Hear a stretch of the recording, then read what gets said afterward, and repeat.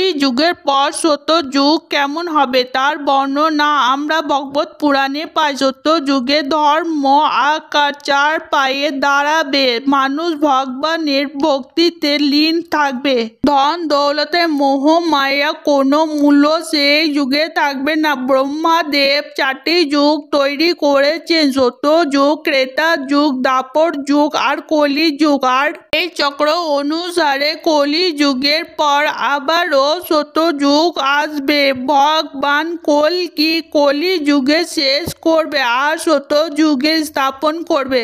সত্য যুগে ভগবানের অবতার আবারও আসবে। কলি যুগে শেষ, ভারী বৃষ্টি হবে, গাছপালার পরিমাণ বেড়ে যাবে, যার জন্য অক্সিজেনের মাত্রা বাড়বে আর পশু পাখি মানুষের উচ্চতা অনেক বেড়ে যাবে। সত্য যুগে মানুষের উচ্চতা 30 ফুট থেকে বেশি হবে। সত্য যুগে অসুখ নাম মাত্র থাকবে। কেমন হতো যদি আপনার জন্ম সত্য যুগে হতো? কমেন্টে অবশ্যই জানাবে। রাধে রাধে, হরে কৃষ্ণা।